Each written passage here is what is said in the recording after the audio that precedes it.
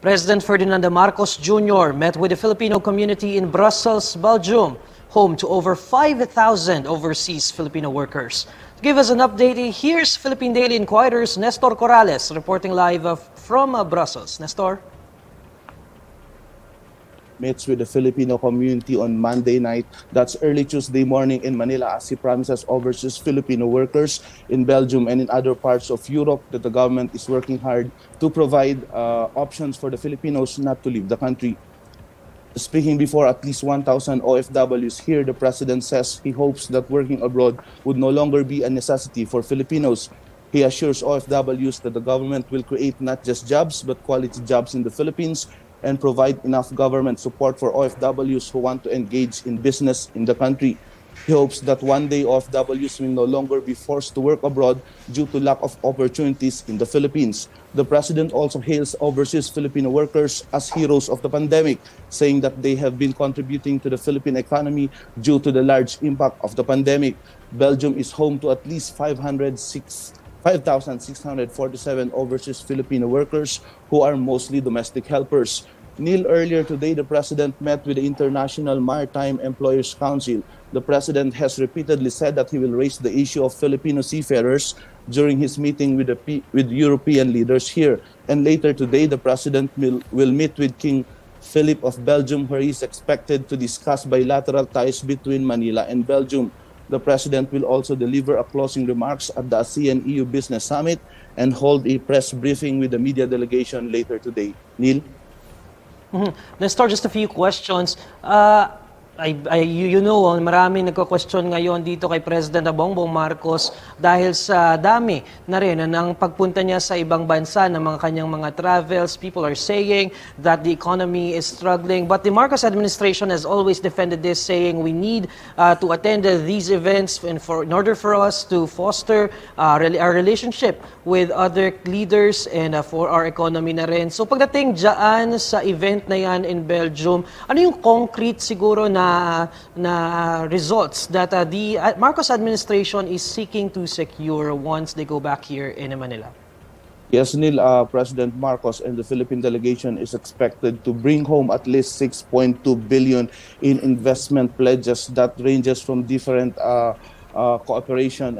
One, for example, is the Unilever. It is expected to build another investment hub in the Philippines, and other investors are also willing to invest in the Philippines. So with the attendance of President Marcos in this 3-day summit, he is expected to bring home these investment pledges. And aside from that, the president is also expected to raise other concerns and other Philippine priorities that would benefit not only our OFWs but Filipinos back home in the Philippines.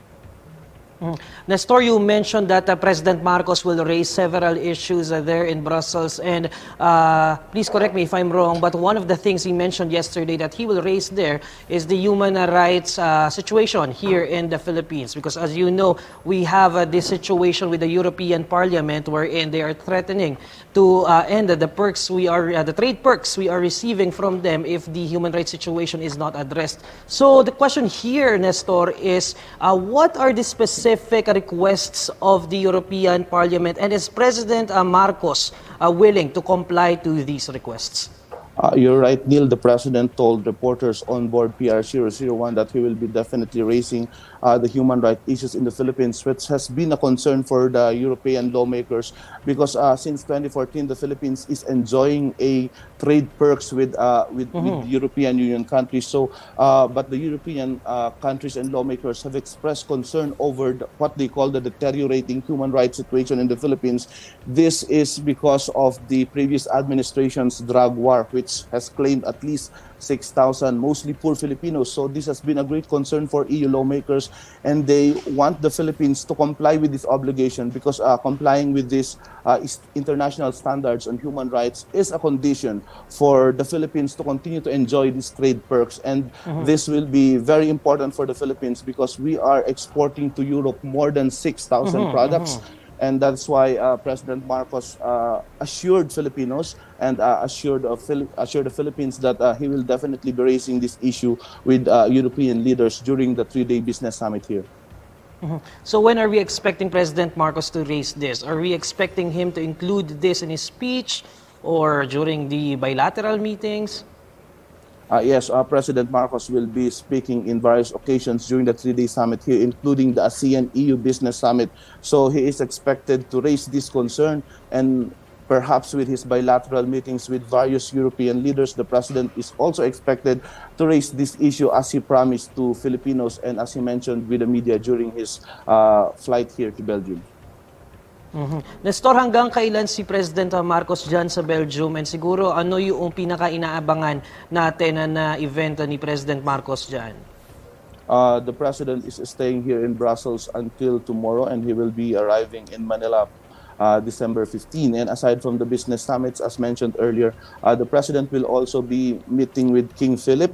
He will be raising issues to further enhance bilateral ties between Brussels and Manila. He will be meeting with a business leader here. As mentioned earlier, that's very important because the Philippines or the president wants to bring home investment pledges, which will definitely help the Philippines in its pandemic recovery. Okay, we'll wait for more updates straight from Brussels. Thank you, Nestor. That's Nestor Corrales reporting live from Brussels in Belgium.